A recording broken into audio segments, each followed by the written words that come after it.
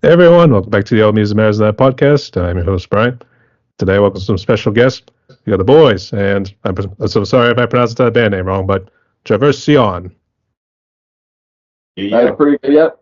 All right, that's good. Thank you. And just to introduce everyone's names, we got Josh, and we got Jesse, and Matt, and Kyle. All right. So, how you boys doing today? What's new? Well, we do the same thing over and over. Just trying to do it better every time. So that's pretty new. They say practice makes perfect. So, yeah. Yeah. Definitely makes improvements. We kind of do that sometimes, so. At least I would hope you would. So, which part of the world are you guys hailing from? Sioux Falls, South Dakota. We got a whole lot of people out of Sioux Falls, actually. There was two bands, actually. And one was Zenith, and then there was also Pray for Villains. You guys heard about them? Oh, yeah. Yeah, we're friends with all those guys. Yeah, friends with all of them. Pretty nice, tight-knit community around here. Sioux Falls got a pretty good metal scene. Yeah. It really does. That's pretty good.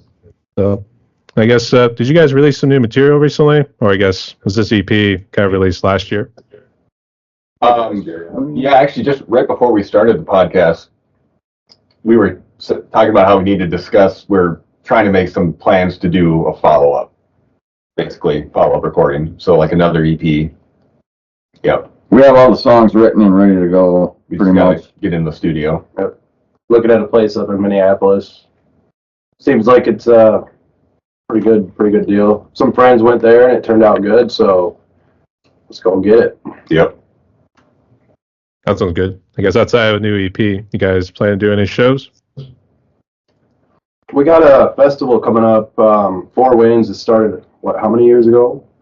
3 years? 3 or 4 years ago, yeah. Something like that. Four Winds is a pretty big deal. Like, there's like 30, 40 bands playing all around downtown. So, you can hop different places. And if, as, a concert goer, you can go to this spot, see some metal, go to this spot, see, some bluegrass, go to this. Just a big old conglomeration of music. And the metalheads all kind of just veer to where the metal's at, Yeah, so they have like indoor and outdoor, and I mean, they also have like arts and crafts and all this other kinds of stuff going on too. So they almost kind of not really like closed down downtown, but it's like there's something going on. It's pretty much, the whole downtown. Yeah, you can just walk a block and go see something there, and walk 2 blocks, see another. And, Yeah, it's pretty cool. Like, shows are fun here and there, but like right now we just want to focus on getting that recording out again, and then promoting that. So yeah. All right, sounds good. But I do have questions about the music scene, I guess, from your perspective, because I've obviously brought this question up with Pray for Villains and Zenith, but we'll say that for after COVID. But first off, boys, welcome to my podcast right here, and the way it's going to work is to ask you guys some questions, just get the band behind the music, as well as what you guys do in the band itself. So, you all ready? Yep. yeah, betcha. All right. So, Jesse, all right, actually, Josh, we'll start with you. Then we'll just work our way down the line. So, in this case, Josh, Jesse, Kyle, and Matt. So, we'll just do it that way. So, Josh, tell everyone what role you play in the band. I guess tell the backstory of how you became a musician. Well, I've been Sensei. He's a legend. They were actually already together when I came into the band. I've known them for years, beforehand, but they were kind of already established a little bit before I came in, and I replaced their other drummer, and And made some awesome music. Yep. And I did the recording here of the last EP. I did it here in my house, the home studio here, and I kind of regret it, but But first step. I'm looking forward to going to somewhere else where they can do all the dialing in and all that stuff. Was it one of your parents who introduced you to playing drums? So actually, yeah, my dad was in a band So I watched him while I was growing up. He was in a band called Destroyer and another one called Shadowfax. And they were kind of hard rock. They did Sabbath covers and Led Zeppelin and all that kind of stuff. So I grew up watching them guys practice in my parents' basement and my grandma's house. And so, yeah, I mean, I've been in the scene for probably like almost 30 years. Multiple bands. I couldn't even tell you right now, like, how many I've been in the past. Needless to say, it's an extensive resume. So. Yeah, it's been fun journey, yeah, for sure. It didn't take too long during the hiring process to be like, that's the guy. So Yeah. I guess. Well, I think wasn't it at a show, like you were like, well, I'm not playing with these guys anymore, and I'm like, well, we just lost our drummer. And I'm like, what's up, man? Should we should jam sometime? And then it just started right there and just kept going. Yep, that's exactly what happened. At a show. Luck of the draw. So, all right. Jesse, I guess, what's your story and what role do you play in the band? I play guitar and do vocals. So me and this guy have been friends basically since we were kids, Kyle. And music has been around my whole family my whole life. Like my uncle played guitar. He played this radical, cool-ass BC Rich with lightning on it. And I was always like, he's cool. I'm like, what is that thing, man? Like as a 5-year-old, I'm like, what? That is so cool. I like the way it sounds. So I'm like, Uncle Jimmy, can I go down there and mess with that? And I started learning just simple stuff, just figuring out the finger movements and all that stuff. And it culminated, and I kept going and ran into, people with like minds have the same things going on. So I'm like, hey, you got a guitar? I'm going to come play it. Finally got one. I got a guitar, and I was still living with my mom. I was just a small teenager. And then I was like, Kyle, I got these riffs, man. You should get a guitar or a bass or something. And Kyle's like, yeah, all right. Because I was always like, dude, listen to this one. Yeah, just playing as fast as I could. Just ripping some metal, man. Starting out. He came over to my house at 2 a.m. in the morning and started banging that on my one window. riff, yeah. And he was like, dude, you gotta go check this out. I was like, fuck yeah, let's go. Yeah, I was like, let's go, man. Come on. But yeah, that's kind of how it started. And Kyle went and bought the cheap old bass, and we sat for 6 hours and started learning stuff together, and it kept going. And then we played in a band called Tetanus Flesh. And that was really fun, really wild. We were in our 20s at that point, so it was pretty crazy. And we're just figuring out how to play death metal and really fast and doing the whole gig thing. And then so this guy Matt played in Fatal Imbalance. Yep. Which we were like brother bands back in the day. Yeah. We loved seeing them. We were always doing shows together. So, we kind of was like, hey, well, should we jam sometime? Back on the Summit House. Yep. I remember that. Yeah. I was like, we should jam sometime. I came over that one night. Summit House. Yep. Yep. And then it kind of just, Traverscion started, and Yeah, because through a couple drummers, because Fatal Imbalance just Davo. kind of dissolved, and then right, Tetanus Flesh did too. and then our drummer Dave kind of started with. That's what we started Traverscion with, Yep. but then for whatever reason he ended up kind of just walking away, and Yep.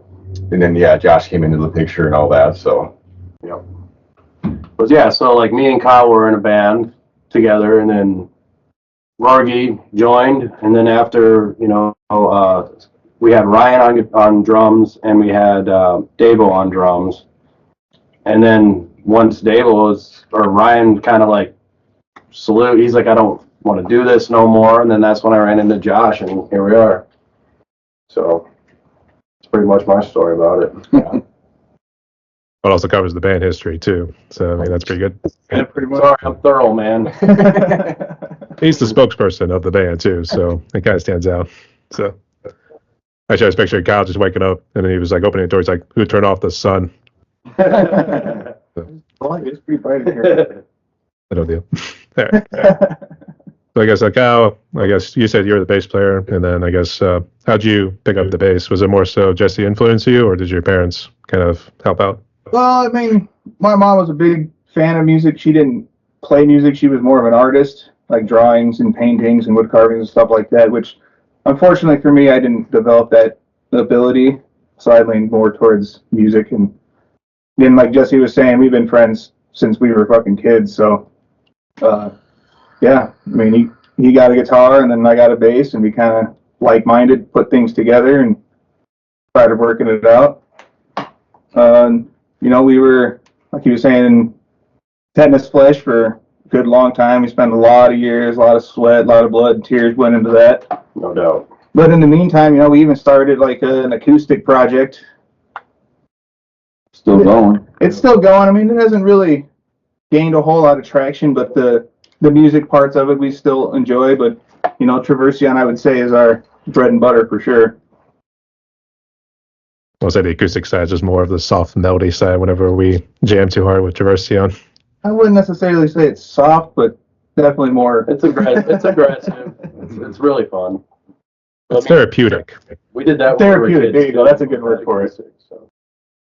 Okay. I guess Matt, what role do you play? And I guess how'd you become a musician? So I'm like, I guess, I'm the lead guitar player, and then I do backup vocals. A couple songs I do lead vocals, but mostly just more backup. So my family really has no musical background except for my uncle who plays guitar. I was really just a big comic book geek growing up. And then when I got into 8th grade, I met some guys, and my friend, he was just learning guitar, and he showed me a copy of Musician's Friend. And I just kind of remember flipping through the pages and just kind of being really enamored by guitars and just really wanted to try and get one. And so my dad, who's a big music fan, I mean, music was always a big thing with my dad, like growing up with Cream and Hendrix and Led Zeppelin, Black Sabbath, Eddie Van Halen, Stevie Ray Vaughan, all that kind of stuff. There was always music playing, but like no one actually played any instruments. So eventually, though, he did take me down to a local music store. I bought a guitar. My friend taught me some chords. I got a chord book. I just kind of started slowly learning, but then I started getting really fascinated with drums, and I picked up drums way quicker than guitar. And at the time, there was a lot of, so this was like the early 2000s, a lot of punk was really popular, and so people needed drummers more than they needed guitar players. So I was playing drums with my friends in these bands, all the while in the background just kind of slowly learning guitar. But after I graduated high school, I think I spent about a year and a half really spending 6 to 8 hours a day playing guitar and just really devoting myself to it. And then that's kind of really where I started building up my chops, so to speak.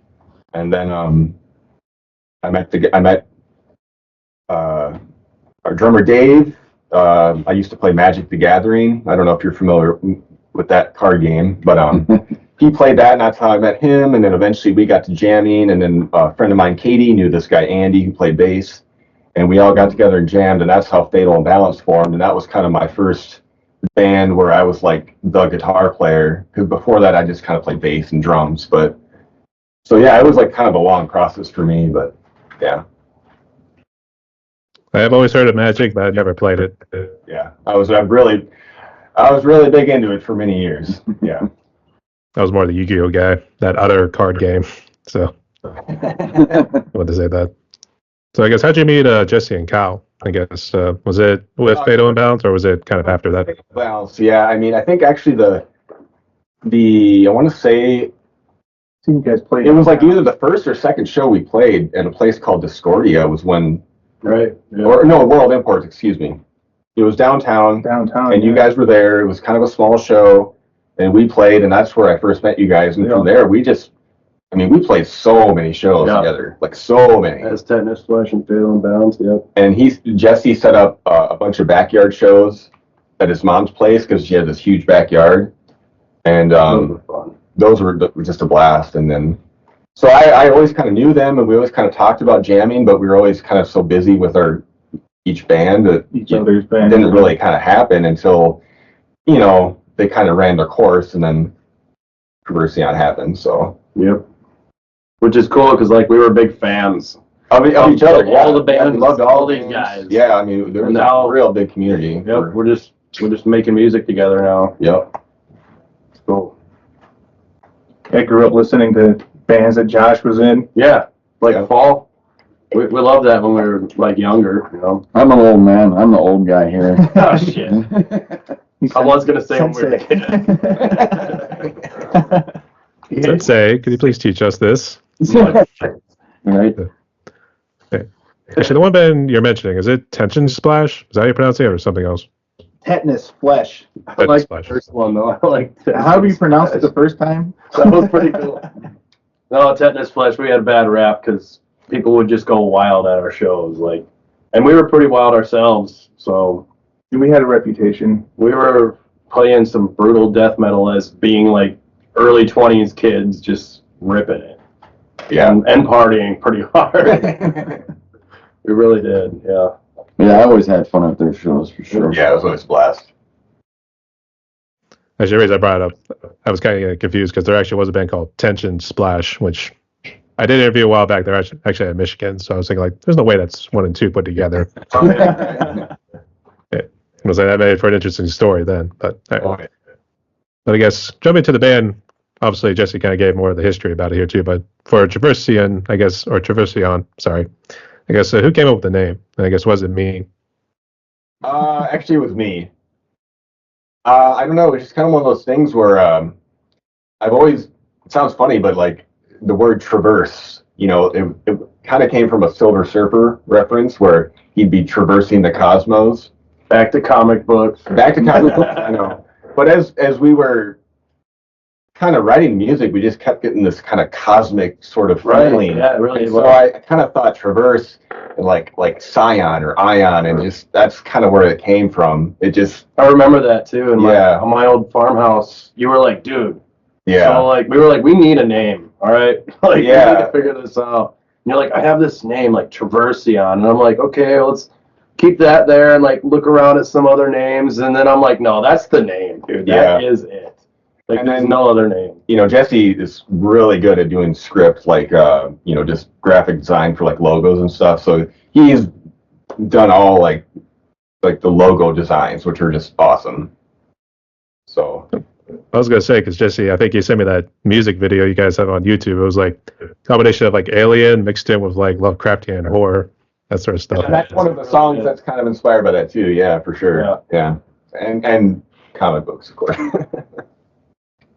I actually read today there was actually a very dark and depressing Marvel one. It was actually, I think it was Marvel Ruins, or it was, I know it was Ruins in the title, but basically it was like it involved all the mutants, the Avengers, and everybody.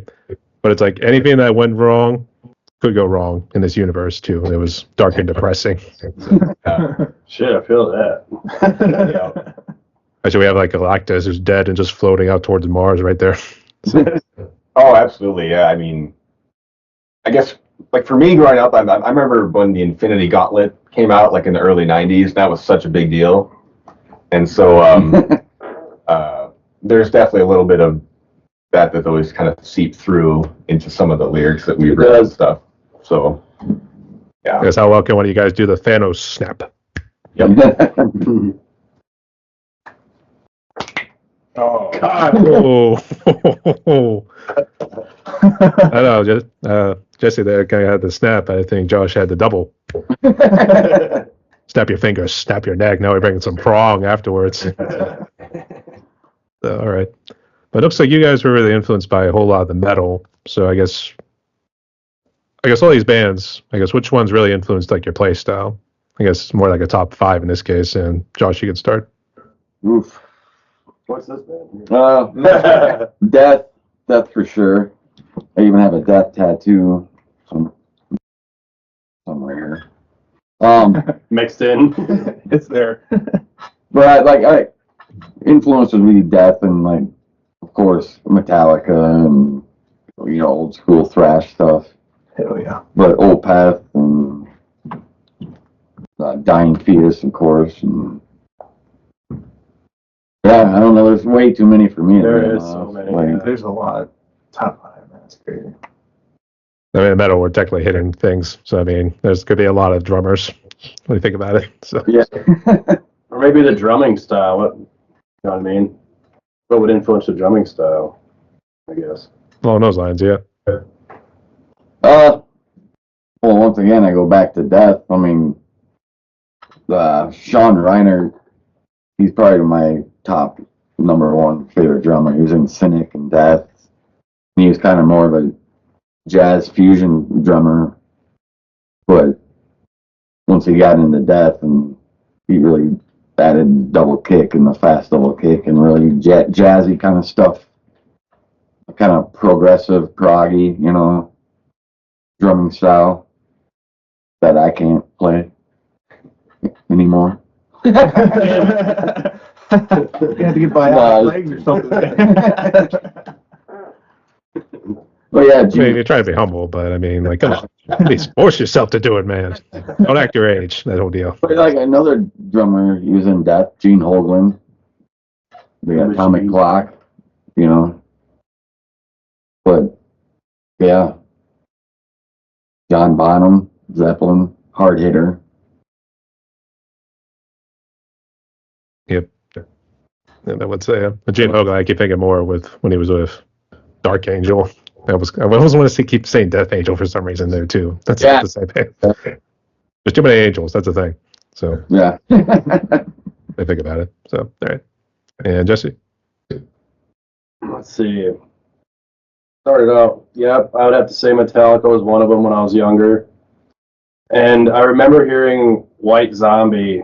My dad would take me to his buddy's house, and this guy was a metalhead, and I was just like 6 years old. And White Zombie would be playing, and I'm just like, what is this, man? I love this.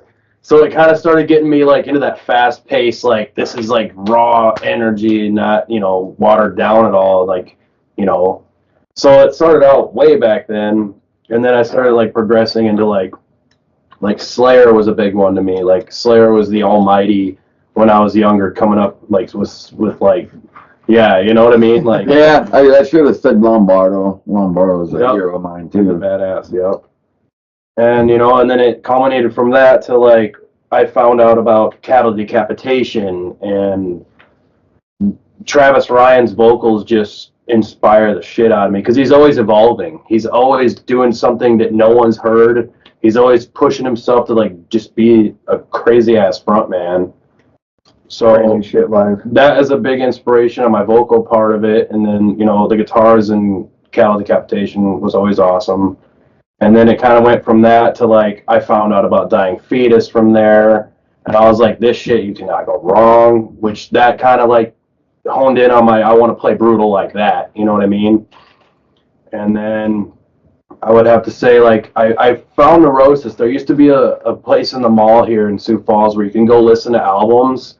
FYE. Yeah, you could like scan the album, and they had big headphones back in the day, and you could put them on. So I would just like go through and like look at all these albums that had like cool. It looked cool, and it was like in the metal section. So I'd like check out, and I found out so many cool bands that way. And Neurosis really like the Eye of Every Storm. Like I scanned that one and was like totally different than metal to me, but I was like, I'm so intrigued. So like Neurosis has always been like kind of in my spine, you know, since I started listening to it. And then I kind of went from there, and then, you know, all these guys coming out with this new stuff like Archfire, like that like bumps vocals up 1,000% for me. Like it's like I want to be on their level, you know. I'm striving for that because everybody keeps raising the bar for everybody, and I love that, you know. And as far as like guitar playing influences to me in bands and stuff, I'd have to say like Havoc, like thrashy death metal, which Dying Fetus pulls off very well. I grew up with Deicide too. Like that shit was just raunchy and brutal. Just something that just makes you want to get it. You know what I mean? Of course, everybody listened to Cannibal Corpse back then, which I liked it, you know, but there was so much more to music, and a lot of people got stuck in that, but kind of all over the place when it comes to it. So I was a second Deicide, so throwing out that primal instinct. So Yeah, it does, man. Yep. And then Mastodon was a big one to me as far as like the progressive style of music and Opeth and stuff like that. Because then I started branching out and was like, well, I don't know what the hell I'm listening to, but I couldn't stop listening to it. And I was like, I want to hear this more to understand it. And then all of a sudden I love it. Like Mastodon was a pinnacle for me, like musically, like progressive style, and like it was just good music. So that's about where I'm at with it. So I guess real quick, in terms of the vocals, I guess, do you guys all split duties doing it, or is just you doing most of it? oh, we kind of do split duties. Like most of it, I do kind of carry it most of the time, like the underlayment of it the whole time. But Kyle and Matt just are like right there always. So it's a full force vocals. Like when we do concerts, they're like, one mic, I'm like 3, and they're like, you guys all do mics? And you guys all need microphones? I'm like, yeah. They're like, who's lead? I'm like, all of us. Hook it up. Turn it up loud. I mean, I guess like, I definitely do like the screams and the growls, but I'll do like the clean vocals too most of the time. Some of the songs do definitely have some clean vocal parts, but yeah, it's definitely very more brutal based. Yeah, for sure. I do kind of like the just really heavy shit. Yeah.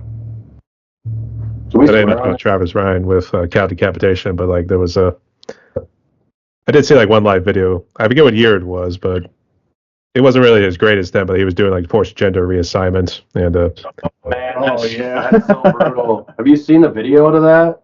I stopped about halfway through. Yeah. So, It's pretty raunchy, dude. I mean, it was after he was doing something in this guy's little privateer and then just pulled something out, looked like a cork or something. So there's just something about the gore sort of bands there too. They just wanted to try to outgore like Cannibal Corpse in this case. Totally did with that one, man. Holy shit. Yeah, they succeeded. They made it reality almost. Like, damn. This is what conservatives think is happening during transitional sex procedures. So, We're gonna get this drill here, you see, Right. Karen? no, man. Yeah. All right. But going back to what I was saying earlier about that concert, he didn't sound like the greatest during that one there too. I guess he was doing like a whole lot of strain on his voice that time, but I think he's got better. So you can definitely hear it in like some of the later releases they always did.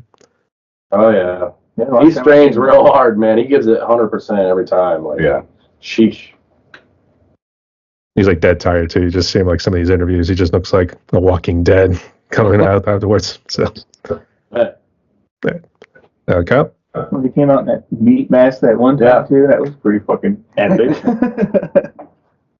Well, I guess for me, my mom listened to pretty much everything from Michael Jackson to Metallica to fucking Whitesnake and stuff like that, which none of that was ever my cup of tea, Growing up, my friends were listening to like DMX, Tupac and stuff like that. None of that really tickled my fancy. It wasn't until I think I heard like Slipknot and like Devil Driver oh yeah. that it finally like caught my attention. I was like, dude, what the fuck is this? How come nobody's ever showed me this before? And then I started digging deeper and deeper, and I started finding bands like Deicide and Dying Fetus and Nile, and I was just like, oh my god, this is amazing. This is exactly what the fuck I'm talking about.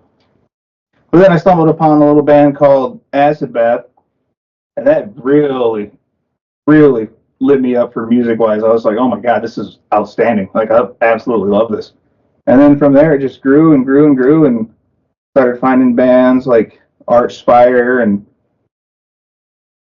Tech Death stuff, Beyond Creation, Cannibal Corpse, and just fell in love with all of it. And as far as like influences, like definitely Alex Webster from Cannibal Corpse, fucking beast. He's definitely an influence for me. People like Victor Wooten, I'm not sure if you're familiar with him, but also a beast on bass. I love stuff like that. I don't know the guy's name from Cephalic Carnage. It's Nick something, but epic. Oh, wow, yeah. What is his? I don't even know his name. Is that the bassist with Jaffa Cowboy? Yeah, same guy. Yep.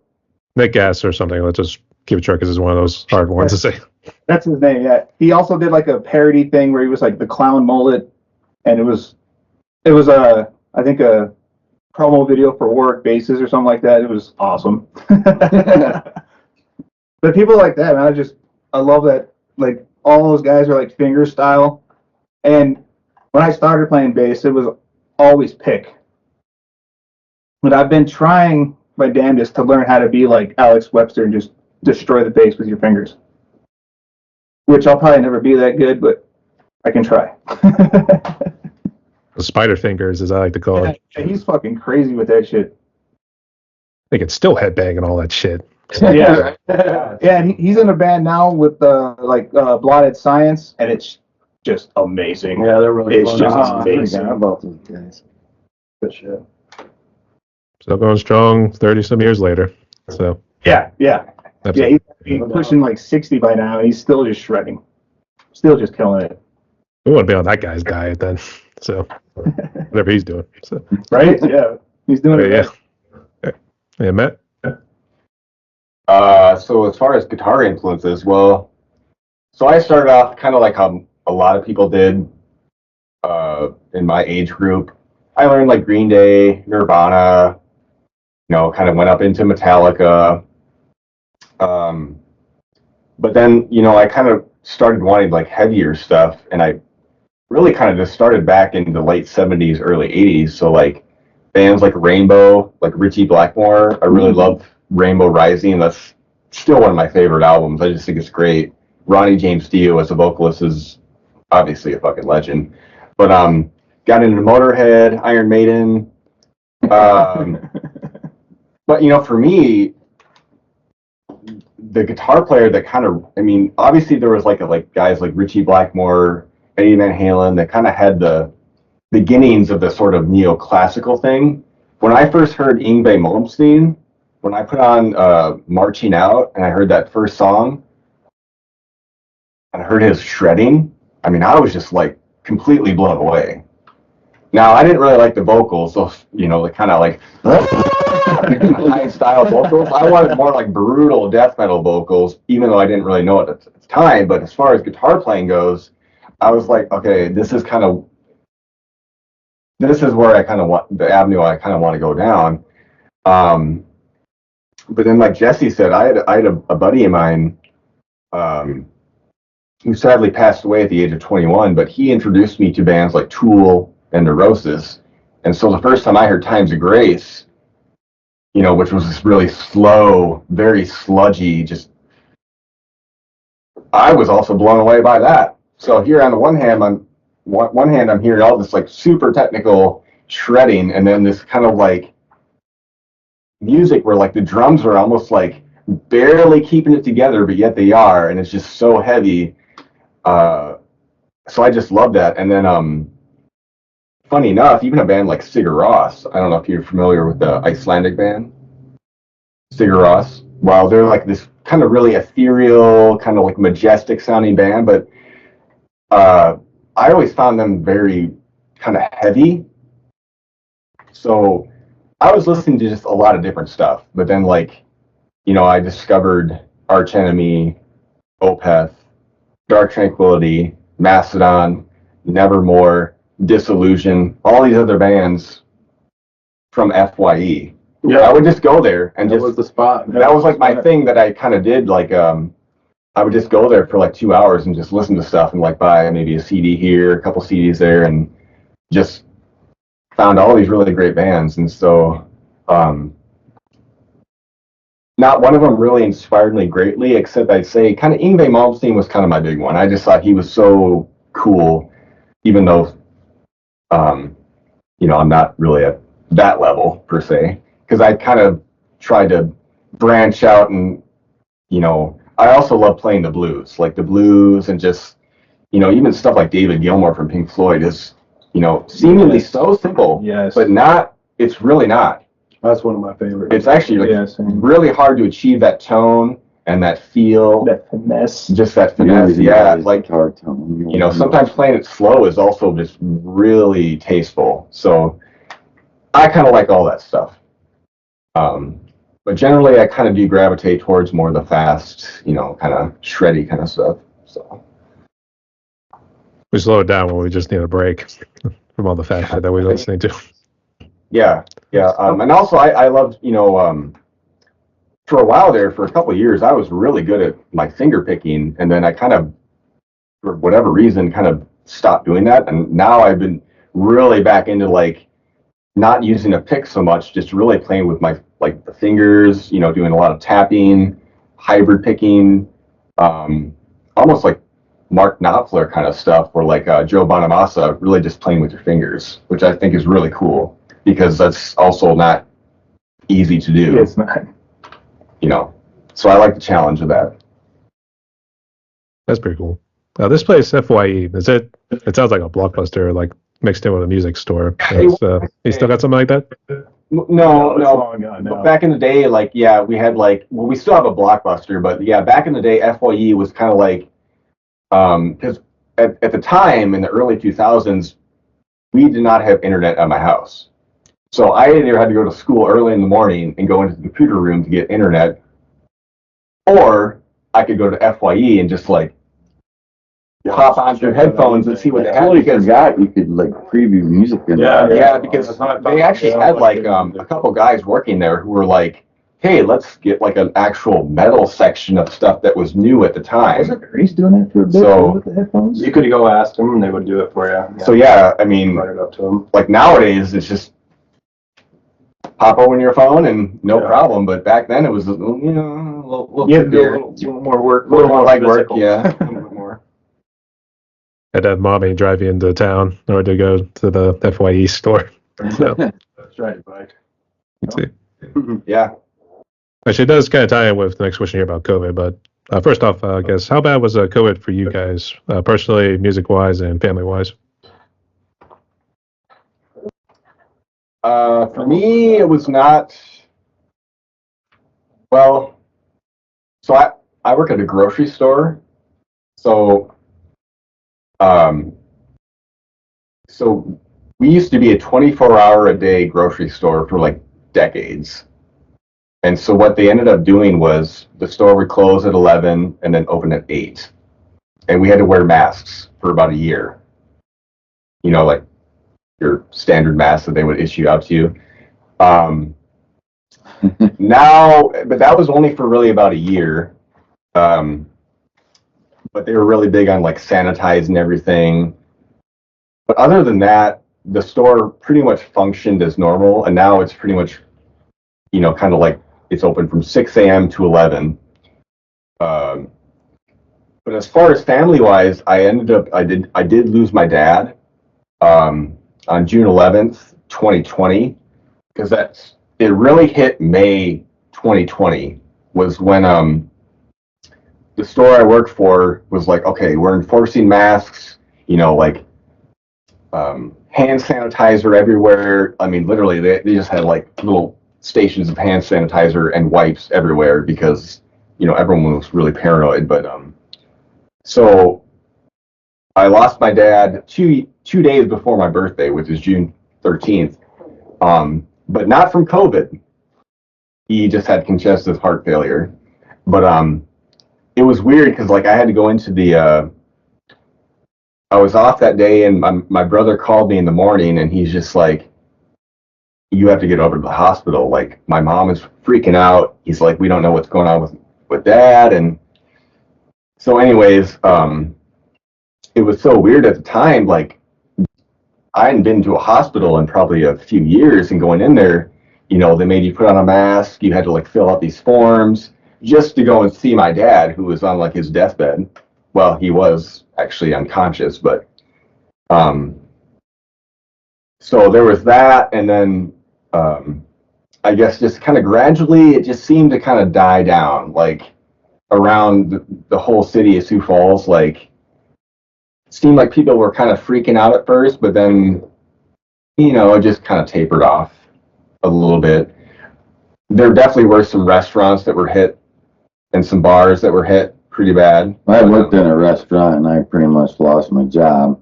Yeah. So I just kind of remember too, some of the days driving around where like there was no one at the parks. At the we have a place called Tut Hill Park, which has disc golf, and you would just see like no one there. And across the street there was a dog park, no one there. It was just kind of crazy for a little while there, yeah.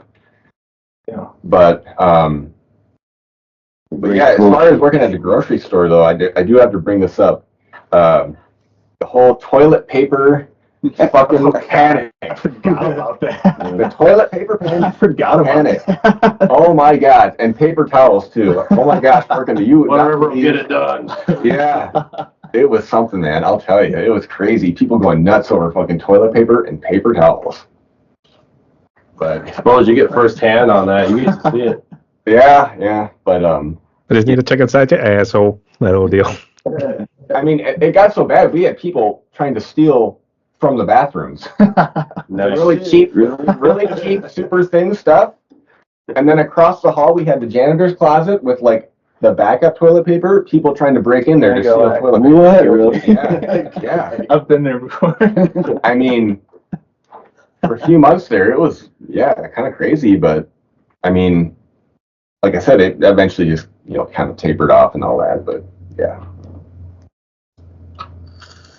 Pretty much what it did. Yeah. Everybody was a little hysterical about it for like 7 months, and came to their senses. it kind of just fizzled off. Yep. Yeah, it was a ghost town though. Yeah. Versus for zombie apocalypse. Yeah. Yeah. Eternity is nigh, if we wanted to say that. But in all seriousness, Matt, I'm sorry for your loss. So Thank you. Yeah. we salute you. So like I said, were you guys all okay? Did you guys get sick with real COVID? I didn't. No, I never did. No, I got sick. I just went fishing a lot. I was Yeah. like, sweet. Ain't nobody here. Well, that worked. So okay. All right. But all jokes aside, you see you guys are doing well there. So but did this band form, I guess, during the years of COVID, or was it just last year? No, 2015. Mm-hmm. So 10 years really at this point. Yeah. Yeah. Decade of aggression. So yeah. Decade of live aggression slayer. Damn, has it really been that long? Yeah, it has. Yeah. It really Holy is. cow. Yep. During that decade of South Dakotan aggression, if we wanted to say that. So, Yeah. We have some brothers up north too. North Dakota, we got the Gorgatron guys. Yeah. They're the Nodak guys, and we're the Sodak guys. Yeah. Yeah, they're playing 4 Winds with us too. Yeah, they're great guys. that's good to see. I think I remember one of the first shows we played with them as Traverscion was a friend of ours had a bar. He had an outdoor show. It was kind of one of the first times I think we played. I think it was one of the first ones. Yeah. And The bonus round. yeah, the first song we played, Eternal Flame, when Gorgatron came on after us, he's like, something like, here's the Traverscion for the fuck you riff of the night. Just raunchy.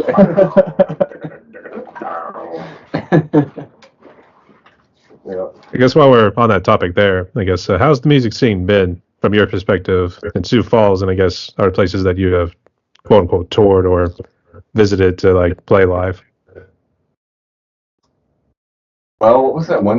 Well, in Sioux Falls, it's pretty good for us. The scene seems to be climbing up a little It bit. is, yeah. It's Yeah. nice to see, like, because a lot of these guys have been around forever, like us. But like a lot of the concert goers have been around forever. They're like, I don't want to go party. I don't want to. So they're kind of retiring. The older crowd that used to do it, but now there's like this whole younger crowd that's like coming in and just full of angst and just like wants it and loves it and enjoys it. And it's just really cool to see that. It really is. Like people you don't see typically, because we have, our typical showgoers around here, but like it's starting to get to where it's like we don't recognize anybody in the crowd. It's really good. Which is really cool. Yeah. It's cool. And filling up places, it's nice to see everyone having a good time like that, And we had some interesting, shows where we've gone like Minnesota or Iowa or something like that, where, again, like a totally different kind of crowd too. Yep. But People always want really, to party. Yeah, they really enjoyed it. So Yep. you know, Right. I just think of I forget who sings the song, but it was the party, party, party. I just want to party. That old one. So that's cool. Actually, which venues? Because I've never been to Sioux Falls. I'm curious, which venues are normally like the go-tos for, I guess, metal? Really, I don't know if they bring in diverse sort of bands. Well, the main one for years now has been called Big's Bar, which is, That's probably the go-to. It's pretty much our home. yeah, it's Home the base. go-to. I mean, it's a large space. It's a large stage. Legit equipment. It's good. But there are some places downtown that do where we played like Club David or Icon. They do have some shows, but primarily I'd say Which it's you're also hosting the Four Winds. yeah. But we got the Denny Sanford, which you'd have to go see Megadeth to go there. So. Well, yeah, and Garth Brooks. and then we also have a place Well, huge fan. we have a place called the District where it's kind of like maybe like a band like Machine Head or something would go and play. Yeah. But as far as like local bands, yeah, it's basically big. That's like the place. There used to be like 10 years ago, like a lot more options. A lot of little spots. Little spots, but they're just not there anymore. Yeah. So I should say, should they have adapted in this case, or is that kind of a bad thing that they got rid of those small spots? well, I don't know. It's funny because like a place like the Nickel Spot is still around, and they did shows for Yeah. I don't know 4 or 5 years, and it was a great place to play. And they did out of the blue, they just said we're not doing. Well, it a anymore." lot of the times with that too, because like Skelly's did shows. There was World Imports, all those little places. Yeah. Yeah, it was all like, I think just different owners. Like some of them buildings are literally like restaurants now or something, or like a dance hall. It's nothing to do with shows. Really. Yeah. They completely flip the vibe at some of those places. Yep. I mean, I think in the case of Biggs, I think a lot of the revenue is from shows. Like they really rely on that, so they push that really hard. But they have a pretty good spot for it. It's just it's a little out of the way, though. That's the only thing. It's a little out of the way. And there's up and coming venues too, like this place called the Den. Yep. We were just talking about it before this podcast thing. That he's trying, and he's like, hey, because me and Kyle played an acoustic show there, and he's like, hey, what do I do? You know about the metal scene here? And I was like, brother, you're talking to the right guy, man. Let's get this rolling, man. So that might be another venue for metal shows soon. Just a little bit of help and get the scene down there a little bit and get it going. Yeah. I guess we could be with music. No, I need a little help from my friends or something like that. It's nice, man. It is, Cool. yeah. It was just Yeah. cool that he came up to me and asked me that. Like, I was like, perfect, man. Let's go. I Hey, used to, brother, what are you talking about? You got the metal scene all around you right here. That's a great idea. So there you go. it is. It's pretty strong here in Sioux Falls, man. Primarily, it is metal here. I'd have to say. And there's a lot of venues. I mean, probably the most it's been available for quite a while. Besides, like a hole in the wall spot, yeah, it's like they're stepping it up. Yeah, I mean, we're definitely a big like country kind of like if a country star comes to like say the Denny Sanford, which is like the premier place to play, it's gonna sell out. There's a lot of country fans. Garth Brooks did like 3 sold-out nights in a row. He sold out in like I what? thought it was like 6. Was it 6? He sold out in He like sold out like 6 different nights. within like 15 minutes. He sold out or something like That's that. half of South Dakota, man. Yeah. It was retarded. Yeah, but like downtown they used to have what was the thing they used to call that before the Four Winds? There was that one kind of not festival, but like Downtown? yeah, Was there music? there was music. But primarily it was like kind of like hip hop, sort of like. Oh man, I know what you're talking You know what I'm talking about. about, yeah. I don't know the name of it. But they have opened up more towards metal, where a place like Biggs is definitely more like kind of hard rock, metal, that kind of thing. So Yeah, we have some options here. yeah, there are some options. That's good to hear. And I'm kind of jumping ahead right here for the next one, but it kind of does into the challenges. So I guess what sort of challenges do you feel like you face these days being a band?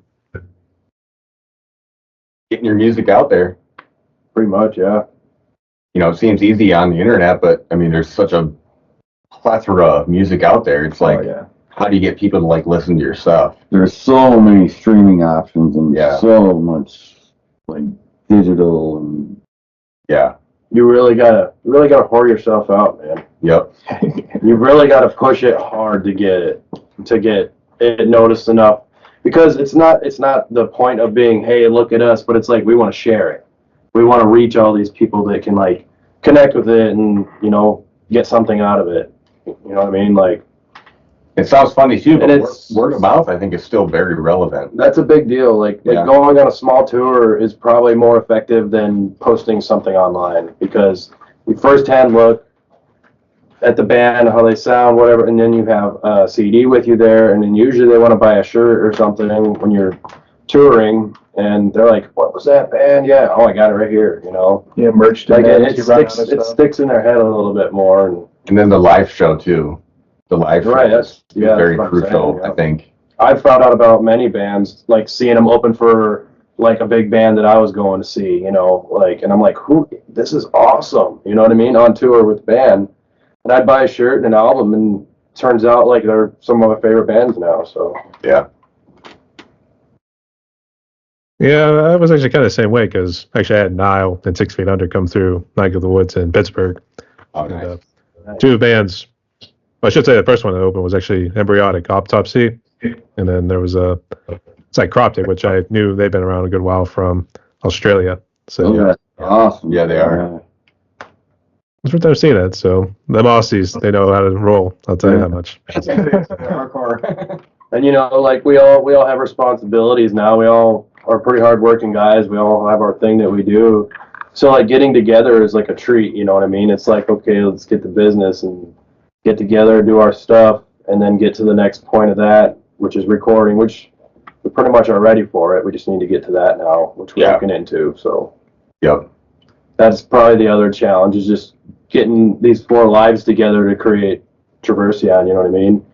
Like all of us usually got something going, but we make it happen. And the one thing too is we live in South Dakota where like the weather is Yeah, very that's- unpredictable. Not Yeah. friendly. It's yeah, I mean, you know, it's one thing to get together to practice or something during the winter, but like you know, you just don't know if it's gonna like get freezing rain or like a snowstorm. I mean, You don't want to bring your gear out. and then yeah, you don't want to bring your gear out, and then if you want to record, if we're gonna go like, you know, say Minneapolis, like you want to make sure that the travel conditions are favorable, you know, Yeah. not like Yeah. Yeah, we had a hell of a time last year. And Yeah. it was brutal. yeah, so Yeah, it seemed like almost every time we wanted to practice, it was like To South boom, Dakota. boom, Yeah. snowstorm, boom, snowstorm, rainy, boom, snowstorm, you know, icy just- condition, boom, it's yeah, minus 20. yeah. So There's always Yeah, that. unfortunately, it's a way of life in this case. yeah, just It's- is. It's just Yeah. the north. We have come. We just say the men of the true north. That's what we say. Right? Right? But how far is the Minneapolis? Because it sounds like that's where you guys sometimes go to record. I'd say it's probably about 3 hours from here. Yeah, 3.5 hours. Yeah. So not too bad. I think the place we're looking at, I think we can actually stay there if I'm not mistaken, Mhm. right? Yeah. Which is a big plus. Which is really nice, yeah, because in the past when I've had to like travel to record, we've had to like either hope that we could stay at like a friend's house or the person's house that we're recording at, or like go to a hotel. Hopefully not in the back of the car. Yeah, in the alleyway. In the alleyway, Des Moines. in the front seat. Dude, That sucks so you don't want us to get into those. And we got some stories.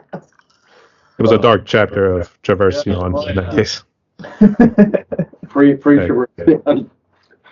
I mean, it was cool. It was cool we could do the EP here with Josh, but I know that put a lot of stress on him. So, I just felt rushed because we had a CD release yeah, we that had a we deadline. planned, and I just wanted to get it done, and I got it done in time, but I kind of wish I would have spent one more time on it.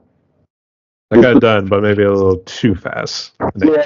That's how artists are, though. They're like, man, I always could have, you know, like, it goes with the territory. And, you know, having somebody else do it, you can be like, hey, man, we paid you to do this shit. Make it Yeah. right. Yeah,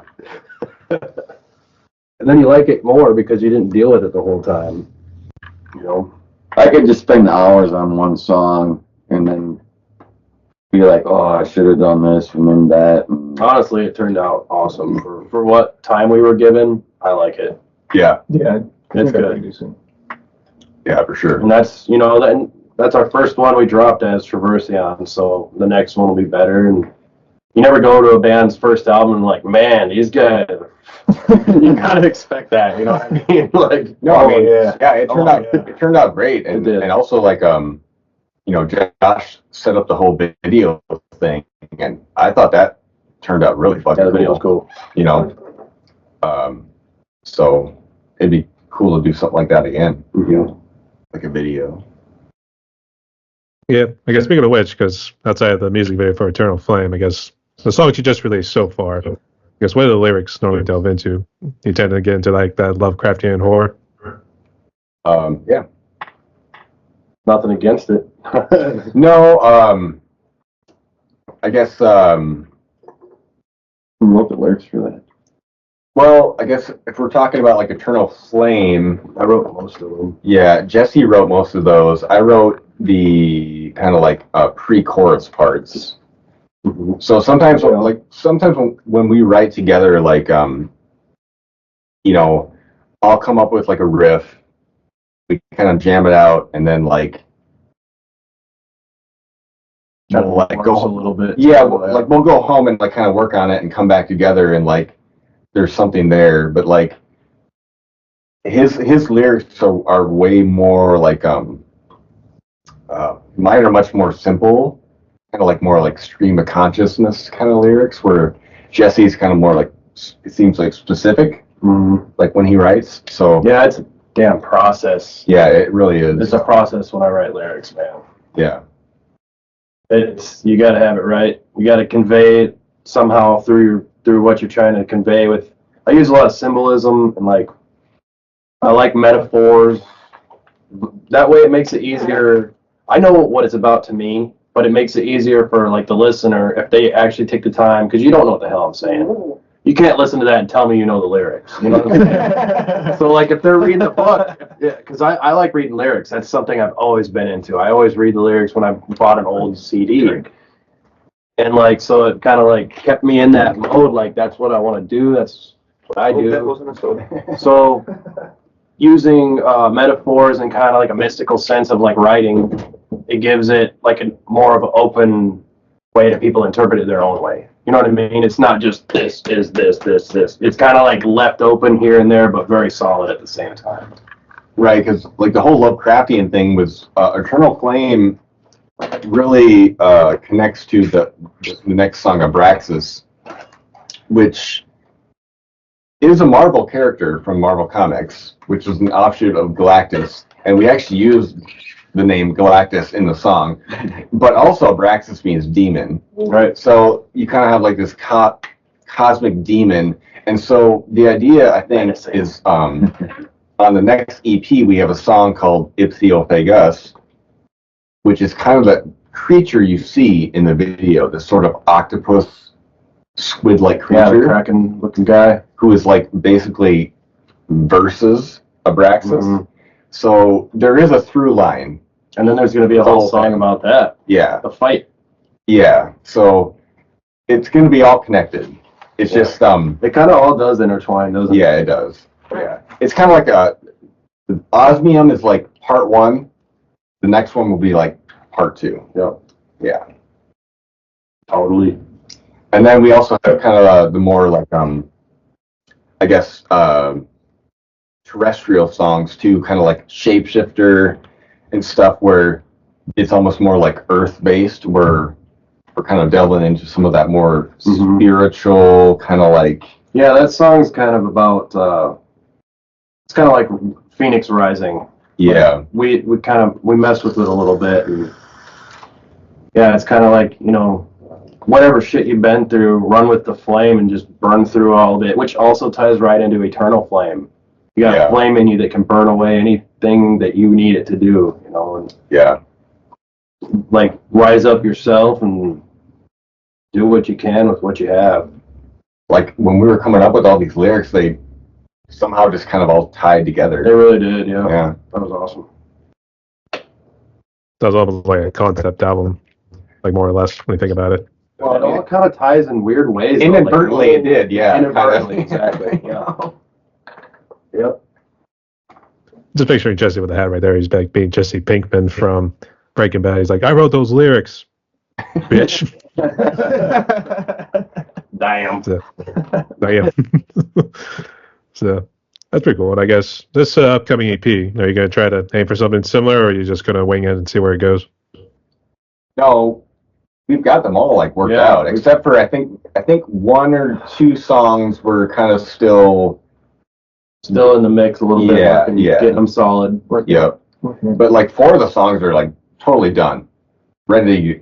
Yeah, Like Iptio Vegas, they're all ready to go. nebulated fragmentation. Yep. What else do we Soul got? Separator. Soul Separator. That one's just a Yeah. brutal song. Yeah, they're all ready to go. It's just a matter of getting in the Kill studio. my own to be named it yet. Yeah, we don't. Yeah. have a name for that guy. No, Party song.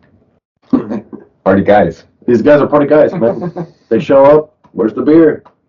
Gotta love it. Gotta love it. Why is the rum gone? Or that whole deal. I don't know.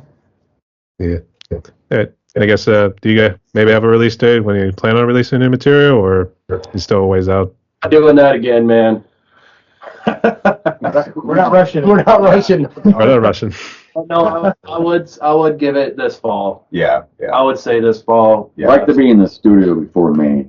Yep, yep. Get it all produced and Kind of mixed and everything. when the weather gets a little better. It's not too bad right now, but you never know because like in South Dakota, like March and April, you can all of a sudden just get like crazy snow, crazy like freezing rain. You don't know. So it could be 70, 80 degrees. Or it could be. In the meanwhile, we're making albums. Yeah. So It's One fun. way or another. So, yeah. It's fun though, because like once you do have like another album, and then you were like, okay, we're gonna make these shirts with it, all this stuff. It's like you're going out and promoting that. Like that gives you more of an incentive to like go play shows other places because you have something to show for yourself. Like, you know. yeah, and merch too. Like we sold like a lot of merch. Yeah, our shirts are gone. Yeah. Like it's crazy how like how fast our shirts sold. Yeah, people enjoy it, man. Yeah. It's cool designs. All right. That's all to you, boys. All right. So we can talk about that. I guess let's go ahead and jump into the gear. So I guess, is this Josh's little home studio here? Yeah. Yep. I guess, Josh, run us through like what you got in terms of production-wise, and then what kind of drum set you rolling with. Well, I have 2 kits. They're both PDP. My main one's all like a white all maple shell one, but I use double kicks. I don't use like double kick pedals. I can't stand double kick pedals. But some guys get pissed at me when I come rolling in with a big ass kit. It's worth it. That means they have to work. But yeah, like as far as cymbals wise, it's like a Frankenstein setup. I don't really care what brand I use for cymbals. Is I'm picky about how they sound. So they're pasty, Zildjian, Mino, but most of my shit's Mino right now. Except the ride cymbal I have, it's a Dave Lombardo signature ride. Thing was like almost $400. Captain America's shield. Yeah. It's like 50 pounds too. And then like for my studio, I use like Presonus, Studio One, Studio Live, and there's a shit ton of plugins, like, you know, software. I don't use Pro Tools like a lot of people use Pro Tools. But I really like how Studio One works. It's pretty user friendly for me, and I actually just updated my computer from 8 gigs of RAM to 64. Like, I honestly recorded this last album with 8 gigs of RAM, and I can't believe I was able to do that. It was... There was many moments we had to stop and be like, hold on, thinking about it. just, you know, this computer just wouldn't keep up with all the plugins I was using and stuff. Somehow it survived. Yeah. Jesse? All right, gear rundown.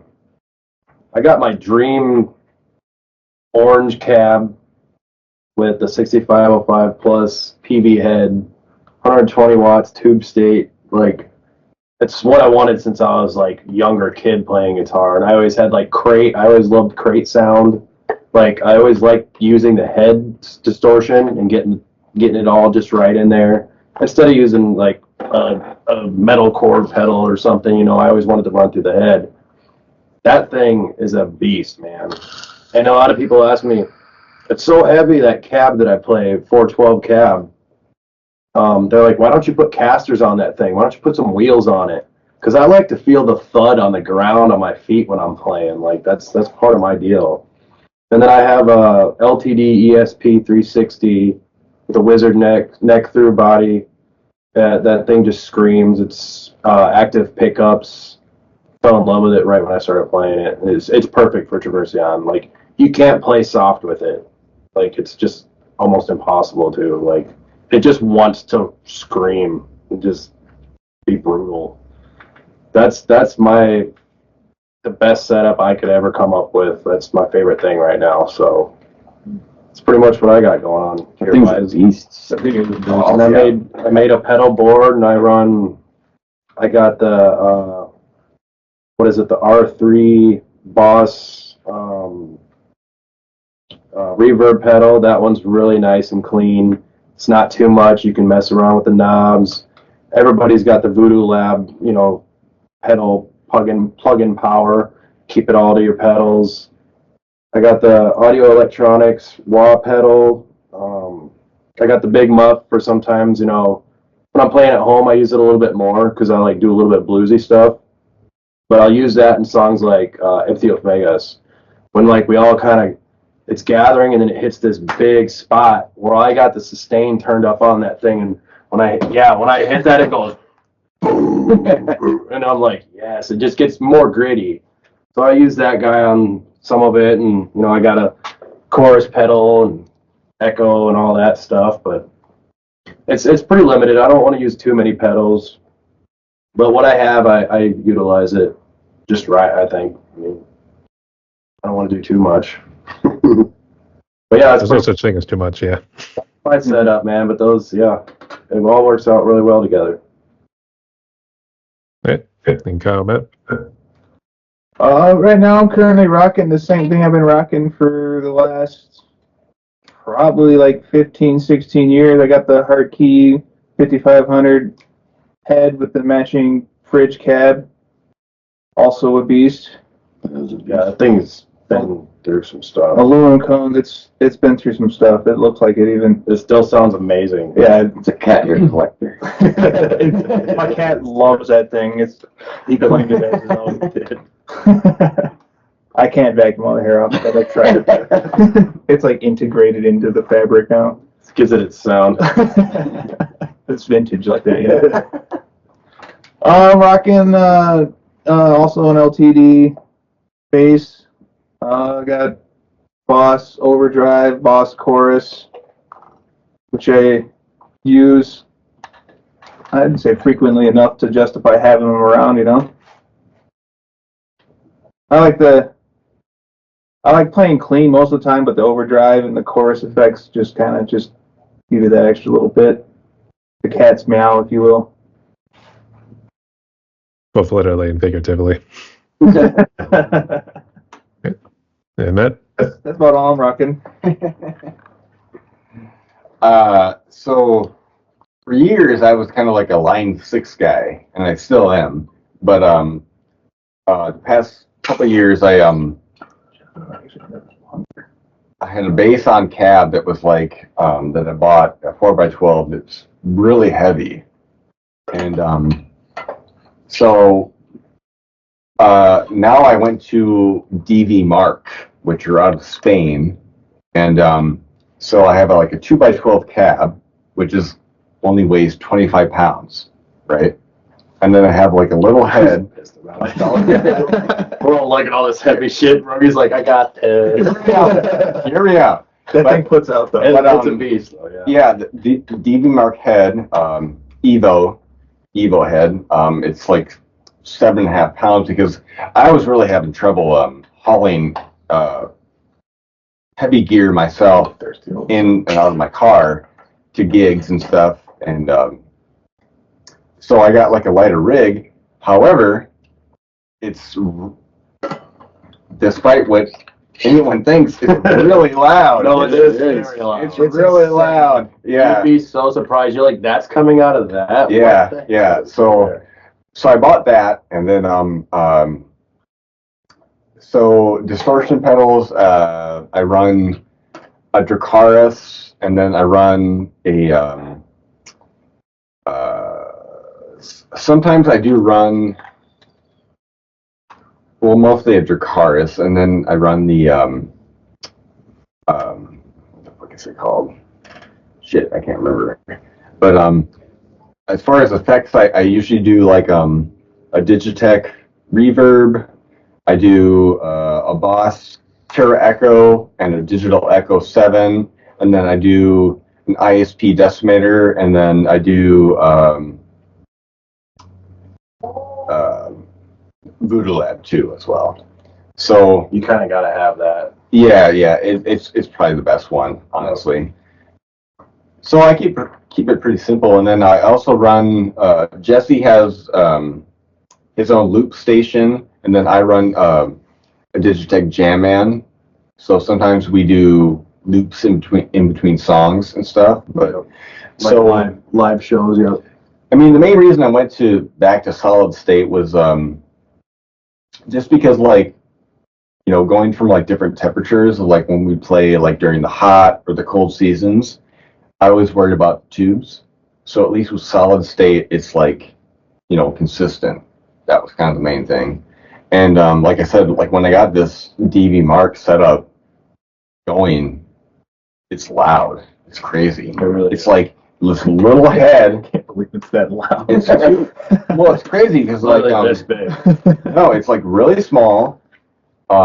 It's 250 watts, and the cab handles 300 watts, and so it's really loud and punchy and stuff. So I like that. And then also sometimes too, I use an EBO.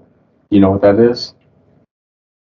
The little device that creates that magnetic field where you can like play on your strings as if like you were using like a violin bow, like Jimmy Page. But you use that on the EP Yeah, for some spots. yeah, it's cool. So yeah, that's kind of my setup. It's the whole point was to try to like streamline my setup, because before, like in Fatal Balance, I had like a whole pedal board and I had like the short board. So I was like doing like this. Fucking mad scientist. Yeah, like like this all the time. So I'm like, yeah. So I just streamlined it. That was your affinity for drums. You're like, Yeah. I need more pedals. Yeah. Something like a two-step, that whole deal. Yeah. So I mean, Did I mention I like to dance? makes it a lot easier to do vocals. So Right, yeah. yeah. Well, say I'm a drummer, so I mean, most of the stuff when I hear guitar players about pedal boards and that sort of stuff, I don't know what you're all talking about. Which is interesting too. So I mean, hey, whatever floats your boat. So, hey. So, Josh, are you the one that just strictly does the social media, or does everyone try to take turns with it at times? Pretty much me and Jesse. Yep. I was going to say, what do you guys make of the social media? And I know you're probably using AI product to at least make your album and music videos. So I guess what do you guys make of that? With the AI stuff? Yeah. I honestly really don't have a problem with it, but It helps in some things. Pros and cons. Like I'm an artist myself. Like I actually do like art. Like I paint and just multiple art forms. I don't have one set thing. So I was pissed about AI at first, of course. AI art. But then here I am making the album with it. Because I was like, I kind of prompted it all myself. And I messed with it a little bit. And I used some tools to make the album cover. But I was like, yeah, I could see how this could be a good thing. And I could see how it could be, you know, kind of diminish real artists. But if it's used right, it's helpful. It's a tool. It's helpful, yeah. You don't see an AI artist out on the street painting pictures for people. Right. Not yet. Insert. Let's say don't jinx it. Yeah. But yeah, it's a good tool. It helps with some stuff like our videos, AI, you know. I think if it's done right. Right. I mean, Can't shit. complain about that. So We basically just like provided them like a prompt with like a paragraph of like what it was, and Yeah. He did a good job. yeah, he did. Yeah. that was to make that whole music video. What's that? The little paragraph you made, was that just to make that whole music video? It was like telling it to do this, that.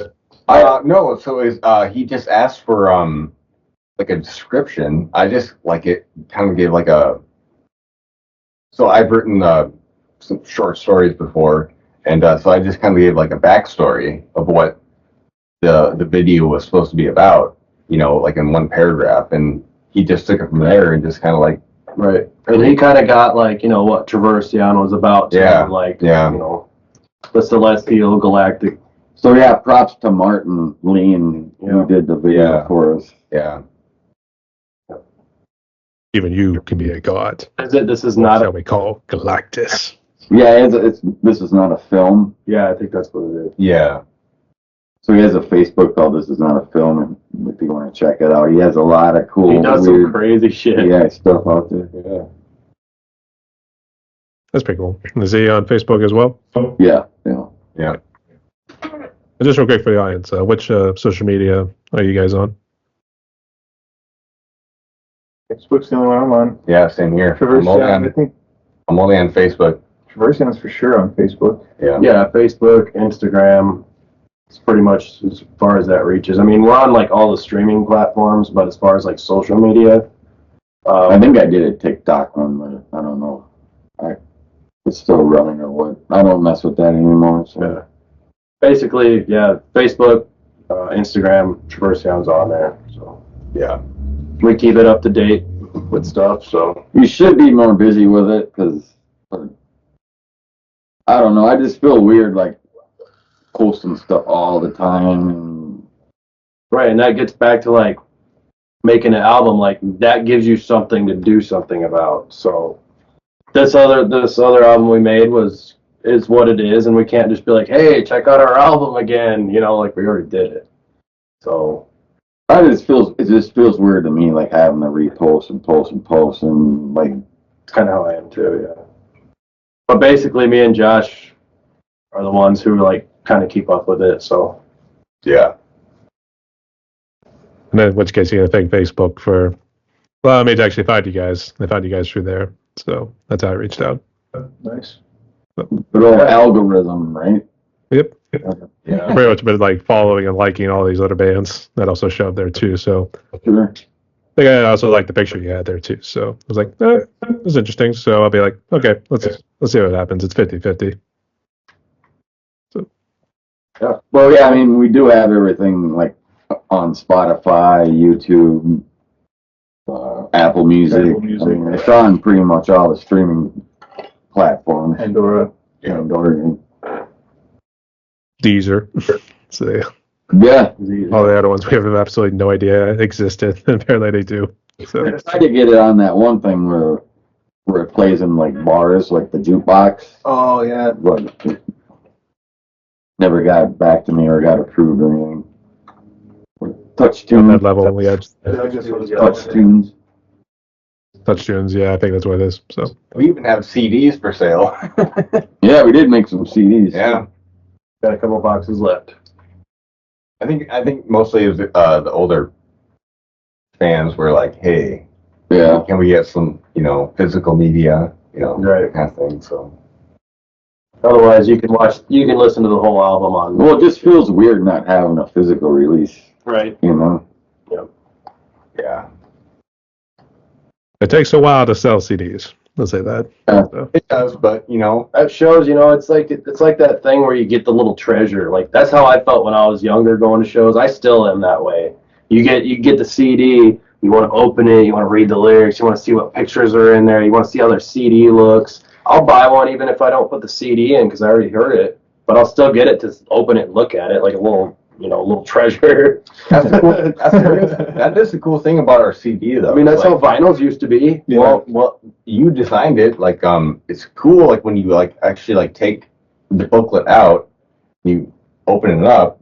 Yeah, It's really cool. it all goes together. Yeah. Yeah, it's fun. I was like a kid in a candy store. I love it, man. Oh, Yeah. That was some of my favorite stuff. Opening up a new CD. Yeah, I remember those days. Yeah. Boys, your basic questions here are pretty good. So here, let's get into some fun ones. Ready? Sure. Okay. So Josh, we'll start with you, then we'll just go down the line like what we've been doing. But Josh, what would you say is currently your favorite food? Ribeye steak. I'm a steak guy. Any steak, honestly. Would you get that flat top cooker? Yeah. No, he's hooked I on got it. it. Steaks. Oh yeah. But yeah, I love steak. Steak and pizza, for sure. I'd say as much as I do like steaks, I don't like it when it's real chewy. And the problem is I think that's the ribeyes because they got a lot of fat in them. So That's why I love the ribeyes. They got the fat in them, and they're Like real nice. yeah. nice and tender. So, New York strips. Yep. Those are good too. Yeah, I'm a steak guy too. Shit. My answer. in that case, you have to change course. I mean, what's your favorite food at this point? Shit. You asking me now? Yeah, unless Josh had anything else, but Okay, I think that'd be So what I do is I make chili, special chili one night, and then the next day I put it on a plate, warmed up, not microwave warmed up against it. I don't know a microwave. And I put it on the plate, and then I'll make 2 over easy eggs, put it on top of the chili on a plate, and then I'll put cheddar cheese on that, and then I'll make toast. That's my favorite. Oh shit. That is amazing. If you haven't tried it, you have to. It's amazing. Breakfast, lunch, dinner, it doesn't matter what it is. You got all of it right there. It's good. Wow, chili and eggs. That's some, Dude, it's so good. And it got to be over easy for me because then I could dip the toast in it and it kind of mixes with the chili. Like you putting the eggs on the Well, what Yeah. You put the over easy eggs right on top of the chili on a plate and then you put cheese on it. You got to have toast. Got it. what is it for a dozen eggs now? Like $20 or something? Yeah, now it's a delicacy, so I can't even do that no more. Gotta go fucking steal the shit now. So that's what maybe you just steal from Matt's grocery store now. So Hey Matt, hook it up. Peanut Butt's pretty good too. I'll do it. I mean, hey, we got away with steal toilet paper from the bathroom. I think we were just trying to stick out that way.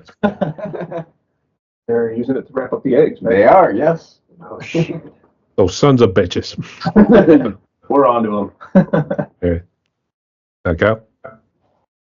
This is probably gonna be the most typical answer, Cheese. but I absolutely love tacos. Oh. Yeah. It's gotta be Yeah. authentic tacos. Like you go to like a Mexican restaurant, there's a little short lady at the front counter, barely speaks English. You know that shit's gonna be bomb, Yeah. and you look forward to it. You know it's going to be good. Crispy shells, all like heated. Oh man, Oh. we got the cilantro Oh. and the fucking onions on there. So I found good. this one spot. Burrito tacos, man. They even serve it with like a radish and shit. Oh, so good. Oof. So good. Man, I'm hungry. Is this Yeah, right. It's over. Yeah, we're gonna get some now. I don't have any I leftover haven't eaten it chilies. either. Yeah, that's definitely by far. I'm hooked on it. I'm addicted. All right, Matt.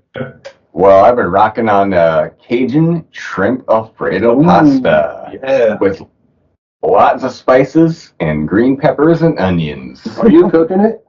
Oh yeah. Oh, yeah. We're coming to. And We're coming over. sometimes a little bit of spicy andouille sausage. Mm. Yeah, we're coming Yep. over. Yep. Love it. Yeah. Love it. It feels like we're kind of needed to be right here. We're going to go eat something. So but don't worry, we're almost near the ending right there. So hang on. We'll get you guys there. So all right. But Josh, for next one, what would you say is currently your favorite movie or TV series, if you want to share one? Oof. As far as anything new, I really haven't been catching up on like any movies or TV shows, but I would like Army of Darkness is probably my favorite. You movie. fucking asshole. I was gonna say. We're not in a band. That's why we're not in the same band. I would concur with that because that movie is top notch. That is Just genuinely. witness how Fred's. I guess we figured out how the bands fell apart afterwards. Oh, yeah, Army of Darkness. Like yeah. TV shows, I Groovy. like Game of Thrones, Vikings. I like the. Yeah. Teenage Mutant Baby. I just don't with Army of Darkness. It's always like, that's it. Go ahead and run. I don't cry home to mama. So, I'm really into the medieval stuff, swords and magic and all that kind of stuff. But yeah, the dragons burning all the nights. yeah. Jesse? Yeah, so I'm more into the old school horror. Like, I was fascinated with Hellraiser forever. Since I was a kid, Hellraiser has been Yes. the one to me. Like, that was you couldn't go wrong watching Hellraiser. Right. And I have comfort movies what is it? Pet Cemetery is a comfort one. I really like old suspense horror. Or The Exorcist is a comfort film to me. As far as TV shows, I don't have internet because I try to derive myself to keep doing my art and play guitar, so I can't sit and watch it. So I literally have just DVDs at my house. So I go through all those over and over and over, and I just keep coming back to Hellraiser movies, Alien movies, Predator movies. Yeah. Not really any shows. I haven't really watched shows for years now. So, but yeah, a lot of old school horror, sci-fi stuff. It's my favorite thing. Definitely. What is DVD? So Definitely Darkness, Evil Dead, Evil good stuff. Yeah. The new Evil Dead actually was pretty cool. Surprising it wasn't bad. But yeah, the old Alien movies and The Thing, that blew my mind. Yes. Yes. I love old sci-fi thriller, suspenseful horror. You just don't get that word like they used to do. Or Dreamcatcher, Yeah. that one really made me think a lot. Ooh, Dreamcatcher Yeah. was weird. Just weird shit like that. I like the old stuff. I haven't seen anything really new that is really that's really damn good. But then again, I don't get out. Don't get out enough to know these things. he doesn't go to a damn movie theater anymore. So Right. I haven't been in a movie in probably 10 years. Speaking of old slashers and shit, I just found out about Terrorizer. Yeah. I just heard Because the third one came out, and then I'm like, okay, Yeah. I got to get all of them, and this is awesome. I love this shit. I'll check it out. This is good. Yeah, I'll check it out. that's kind of where I'm at with movies old school horror, suspense, thriller. I think Kyle already answered, but I guess Kyle, Matt, if you wanted to throw anything else in. Yeah, along the same lines of the old school slashers and horror films, Army of Darkness. I really like the Matrix movies. Those were cool. I got into Game of Thrones a little bit, Vikings, Lord of the Rings. Oof. I got to throw Braveheart in there. Sorry. Oof, That Braveheart. changed my life when I was a kid. I'm like, I'm going to be like him. I'm going to freedom. Yeah. Yeah, Just had to throw that in there. yeah, pretty much all those old horror films, the gore and stuff. The stuff my mom was watching that I wasn't supposed to be watching, but I was. Yeah. Okay, and Matt? So I was a little bummed out that David Lynch died recently because Eraserhead is a great movie, but films like Blue Velvet or The Straight Story or Lost Highway, a lot of people talk about Twin Peaks, which is great, but I forgot to mention. it's a bummer because you just said he was so great. But for me, I've kind of gone back to like John Carpenter and like David Cronenberg films. Right. So like Big Trouble in Little China, The Fly, The Thing, which is probably one of the greatest remakes ever. It was good, yeah. It's so good. But as far as like newer stuff, not so much. I kind of want to start watching Modern Family because people keep saying that's great, It's really and so I haven't seen that yet. But Dune Part 2 was awesome. Oh, yeah. I think Denis Villeneuve with Dune Dune was 1 and 2 is so good because David Lynch also did, famously the, 84 version, which was, I like it personally, but there are definitely some problems with that behind the scenes. But so yeah, I don't know, man. I have yet to see Deadpool and Logan or Wolverine, and I have yet to see Avatar 2. So those are on my list. Avatar 2, you're not missing out on much. Yeah, I don't know.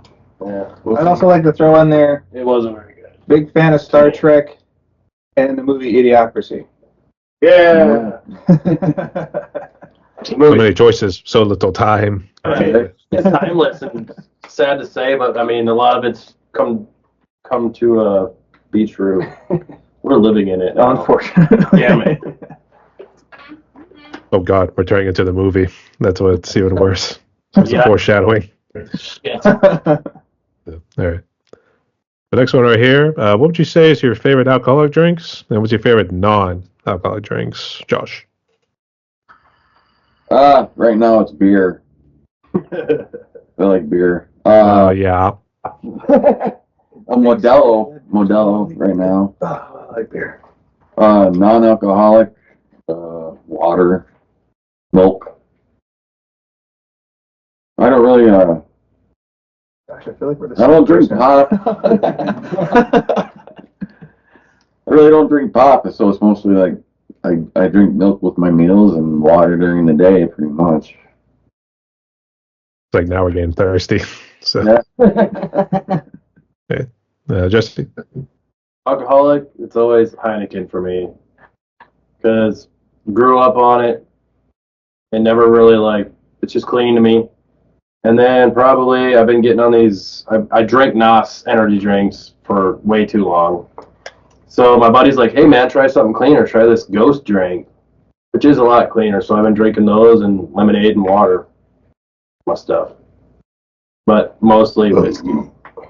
There you go. It's almost like they could not account for that good time. We censored him out. So there you go. Okay. So, go. I most commonly drink beer, Lagunitas IPA, but I'd say my favorite alcoholic beverage is probably a margarita, lime, on the rocks. Can't go wrong with that. Favorite non-alcoholic, water, kombucha. That's really about all I drink. I don't drink sodas hardly. Every now and again, we'll dabble with a lemonade. Maybe some tea, but that's really it. I drink a lot of water. I never understood kombucha. Is it kind of like a funky taste, or is it really just depend on the flavor? It really just depends on the brand too. Like some of them are sweeter, some of them are more bitter, and like the flavorings are, you can get all kinds of different flavors just depending on what you're into. It's just it's got like a mild fermentation to it. It's kind of carbonated. Mushroom tea, essentially, is what it is, with flavoring. It's got some of them have probiotics in it. Good bacteria. Helps you poop. Mm-hmm. The potential to help you poop, yeah. I wasn't sure if it was like what I would call a cleanser and cleans out your digestive system, and then it's a bit of an nasty scene coming out at the end there. So I'm not sure the science behind it, but I just like to drink them. It goes well with tacos. It accentuates the taco. Taco Tuesdays and kombucha. So there we go. Can't go wrong. Can't go wrong. Exactly. All right, Matt. Yeah, Heineken is good. It's always just good. Otherwise, I like straight bourbon for alcoholic beverages. Otherwise, for non-alcoholic, just like fruit punch. Sounds funny, but like Minute Maid fruit punch, I like that. Yeah. The fruit that fights back. Yep. Fruit punch. Yep.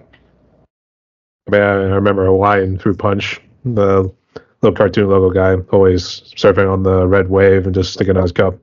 Yeah. It's chill, brah. The high C stuff. Like high C fruit punch, flashing fruit punch, as they call it. Horchata. Yeah. All right, okay, choices. And for last, the fun questions here. Yeah, this one might not be interesting, but Josh, what would you consider is currently your favorite song in the mainstream world? And then what's one of your favorites from the independent community? Oof. Jeez. Man, I couldn't tell you anything from the mainstream, honestly. I mean, what would you consider like through mainstream, like radio? I'd say one of those radio bands, or even like a band that's been around for like, if you want to say like Cannibal Corpse, for instance. I mean, would you consider those guys mainstream? Yeah. I suppose, yeah. In the death metal realm, yeah. I'll say along those lines. So, But probably like Mastodon. I mean, I'd say that's you probably kind of mainstream. Yeah. And then like independent, you said? That's hard. Man, I You know, our buddies in Dragged Out to Sea, that stuff's always gripping. That's good stuff. Yeah. I couldn't name a song, but that's good stuff. Locally. yeah, I have trouble trying to name just one song, just like list maybe 2 or 3 bands. that are independent. Independent, and I guess if you already answered mainstream, then otherwise you could do that too for mainstream as well. That's a tough one for me. Yeah, Dragged Out to Sea, Gorgatron.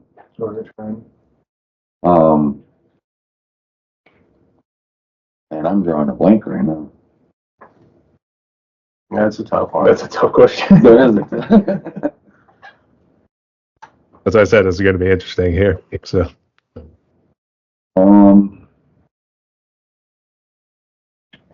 Man, somebody's gonna say something, and I'm gonna be like, "Oh, that's right."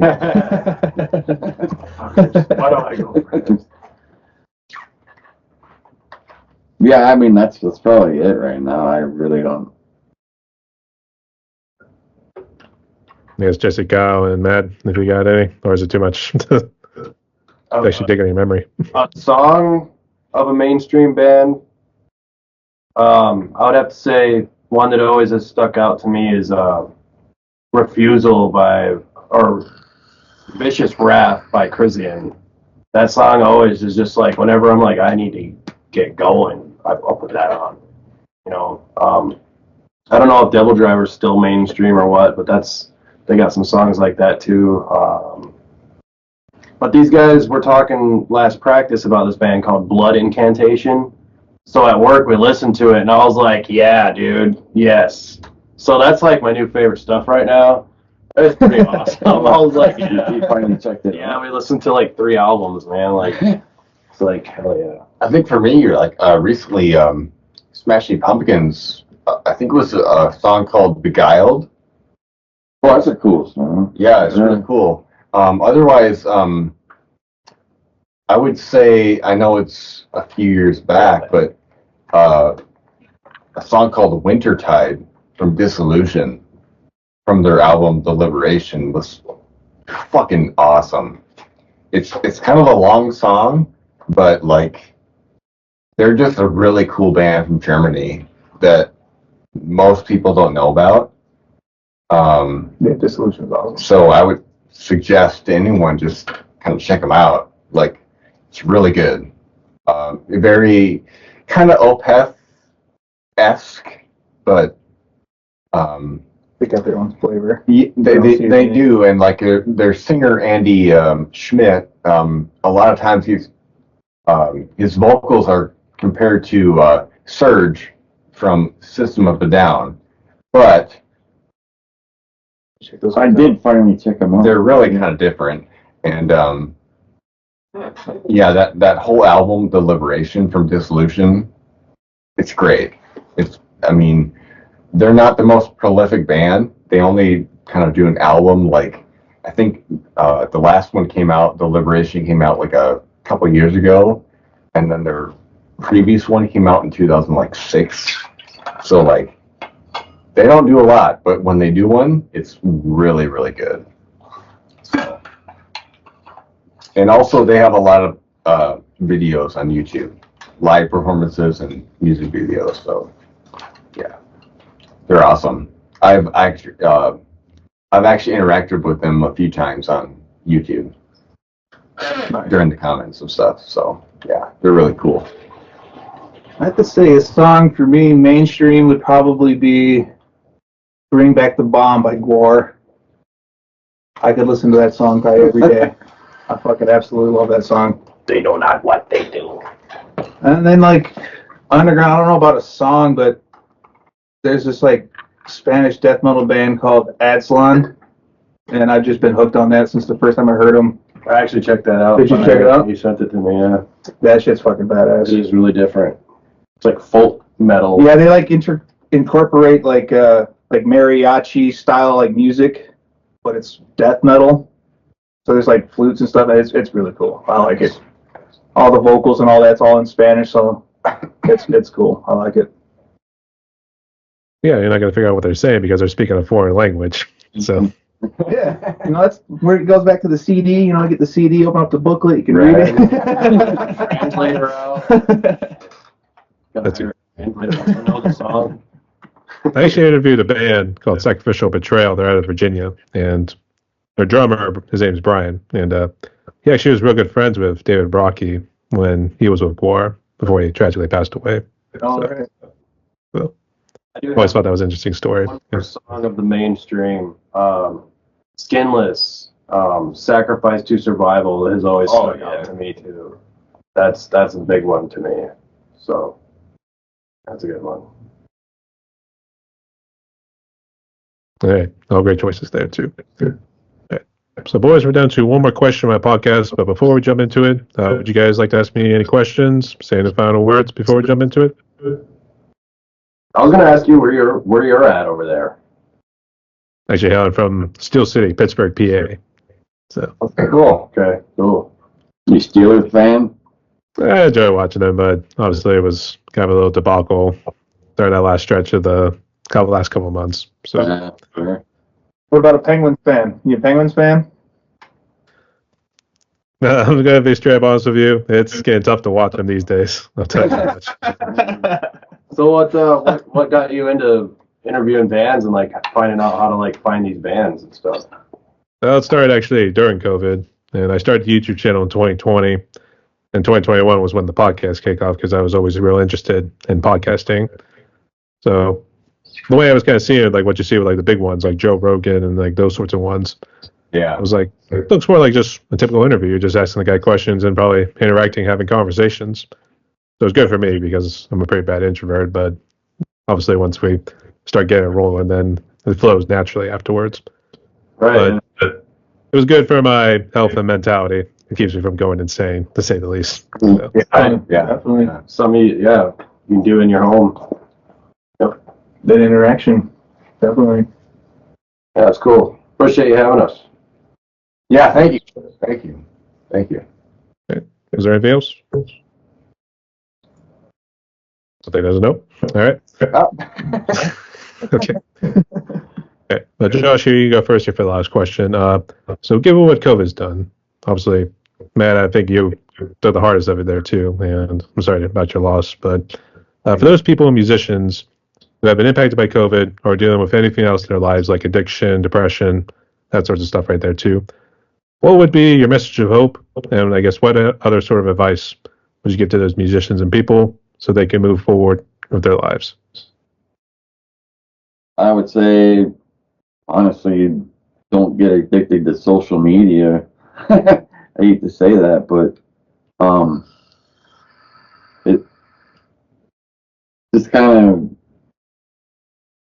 stick to your guns, and if you have a hobby, really engage in that hobby, because I don't know, I find enjoyment in doing the music stuff. It keeps me sane. I mean, otherwise I'd probably be doing, I don't know what I'd be doing, but this keeps my mind from going to other places. I get to focus on songwriting and hang with good friends, you know. It's join a band, you know, or pick up an instrument. I mean, that's a, don't be like me and suck at interviews. That explains why he needed the band to come over. Because originally he was going to fly solo. Right. Jesse? I'd have to agree with Josh on 100% of that. Like, find what you're good at and pursue that. If it makes you happy, keep doing it, and don't let anything stop that. I mean, yeah, COVID did hinder a lot of things, but that gives you time to like recede and be like, okay, now I can work on the finer details of certain things instead of being out doing it. Come back stronger, and that works in a lot of aspects of life too, like social media. You don't have to be out there putting your whole life, all this stuff out there. You could be inside your walls creating something really awesome and then releasing it. You know, that's kind of what I do. Like, I'm an artist, like I said, and I play guitar in the bands and stuff, but if you don't have some kind of outlet that you are genuinely passionate about, a lot of people, maybe they don't have a gift or a skill or something, but it's something that they're passionate about, which shouldn't be drugs or, you know, any addictions or anything like that. Just keep going on that. And if you don't think you're good enough, you're gonna get as good as you want to be. Practice, practice, practice. Like, I'm still not where I want to be vocally, art-wise, guitar-wise, and that always makes you better. You know, you just keep trying to get better for yourself, really, you know. And that's, I'd have to say, just keep like pressing on with what you want to do, and shit does knock you down. I mean, I've been knocked down many times, but COVID wasn't one of them. I kept working, I kept writing music, I kept doing art. I wasn't selling any art, obviously, but yeah, if you're genuinely passionate about something, man, you got to pursue that with 100%. That's all I got to say.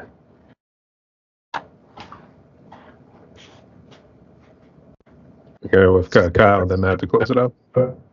I'd say, yeah, this, anything worth doing is worth doing well. And if music you feel like is something you want to do, pursue it, dedicate yourself to it. Just embody it, just become it. There's not a lot of people playing real instruments, like picking up an actual instruments and playing. There's a lot of, well, it's electronic shit that has the computer do it for you. There's really nothing creative about that in my mind. And well, there's also like I mean, look at the Grammy Awards when there was, I couldn't even tell you the rock bands or Right. yeah. And, you know, there's a certain energy you get with playing with the dudes. Like, everybody's like aura goes into it, and it does create its own entity. And so that's a big part of it too. Like, getting a team. You get a good adrenaline flow of playing. And like Josh was saying too on the social media thing, yeah, too. Like, don't get drawn into like what people have to say about you, whether it's a criticism or it's to raise your ego or whatever. Just brush that all aside and just focus on playing and being better than you were. Yeah. We're not out here competing with anybody. We're out here competing with ourselves to be better than we were beforehand. Yeah. About fun at him, like a brotherly love sort of deal right there too. So you can say minor competition. So I guess Matt, did you want to try to close it out, or did they steal your thunder? You know, I would just say, don't care. what other people think. Yeah. Just if you feel that you want to do something, just do it. Who cares? It's not that big a deal. Just dive right into it. You know, Be unafraid. yeah, exactly. You know, it's there's always like a really cool learning experience, I think, or a curve, whatever you want to call it. But just do it. Like if you're afraid, say fuck it. Just do it. Yeah, if Like- you want to do it, yeah, I mean, Yeah. I don't care what no one else thinks. Just do it. that's how really cool shit happens sometimes. Yeah, it's true. Seriously. Yep. You can't be afraid to take the leap and stuff. Where the hell anything happens. That's for sure. And spoke like a bunch of true prodigies. Thank you guys so much for sharing right there too. It really does mean a lot. Yeah. All right, so boys, we reached the end of my podcast right here. We talked for a good hour and 50 some minutes, but I guess before we close up, I want to give any shout outs and say any final words. Said so many words. Oh yeah. What be your last words, or should we say like the last rites or something? We got some cool shit coming up, man. Yeah. I think our new recording, we got, 4 or 5 songs I ready. think it'll be fun. Yeah. Really excited to get this shit out. New art, new feel to it. Bring it to the cities.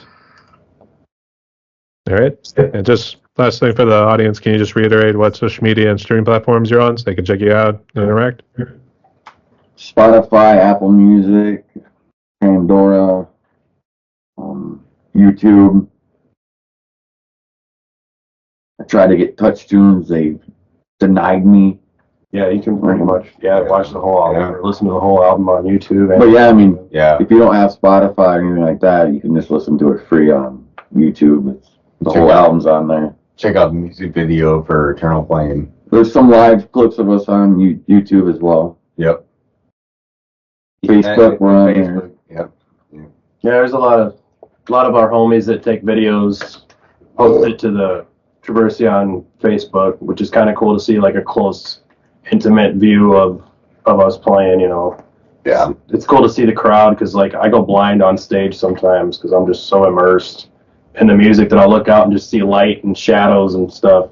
But it's cool to see. Oh, those are people. There's people over there. Cool. They're having a great time moving around. It's usually got the lights right in your face too, so you can't really like see. It's up like cue in the core song. I can see, I'm going blind. So yeah. And it don't matter if we have 10 or 5 or 100 people at the show, 200, whatever. We still put on a good show. We're gonna play exactly the same. Yeah, Yeah, we it's bring always fun. It's Yep. always fun. And to close out like this, everyone, my guest today was Josh, Jesse, Kyle, and Matt for the band Traverscion from the lovely state of South Dakota. Sioux Falls, South Dakota, the same, or to be more exact there too. But we'll have all streaming platforms, all social media and everything there too. You guys just put out an EP, so make sure you go check that out. And then I guess keep your eyes open for any new music.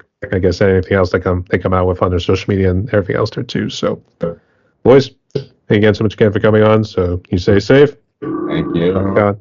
Thanks, man. Thanks for having Dude, me. We've woken the bear. Right. Yeah.